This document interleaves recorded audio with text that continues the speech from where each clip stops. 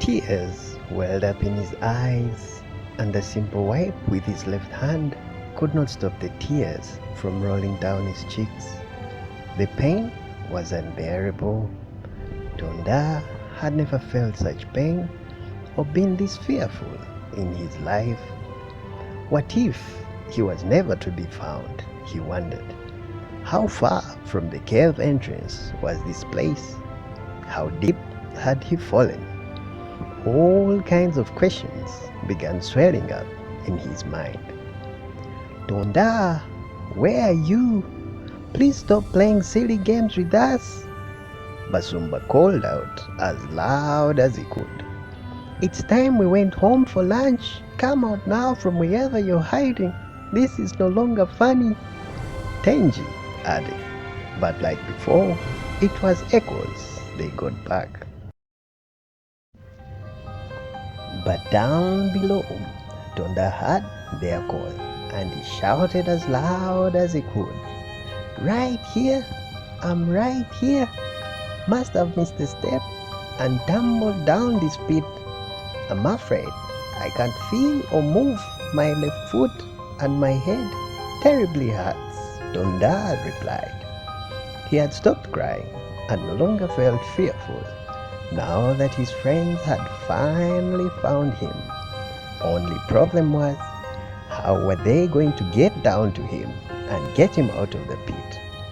It was impossible for them to do it on their own. They had to go find help.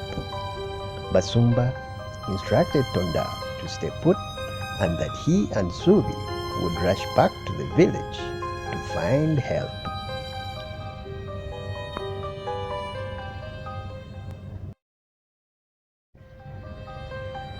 Tenji and Chiralo would stay behind to keep Tonda company.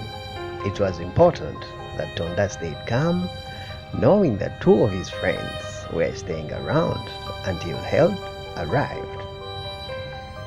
Meanwhile, Tonda tried to pull himself up. Then his hand touched something cold. He was startled. What could it be? He quickly pulled his hand away, but soon his hand was at it again. Slowly he stretched his right hand out, and his fingers began feeling the edges. It was voices above that interrupted his panicked quest to find out what this mysterious thing was. Tonda, are you alright? It was a familiar voice.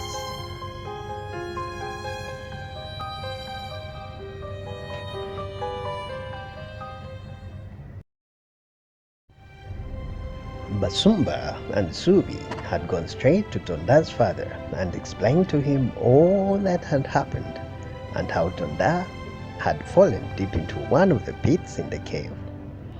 Can't say I'm alright, Dad. I hurt all over, Tonda shouted back. I'm afraid I can't make it down this narrow passage, came his father's voice.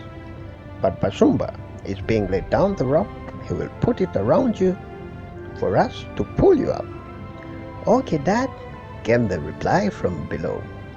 In no time, Basumba was down the pit, tying a rope around Tonda's waist. Until next time, be good and be kind. We love you. Adios.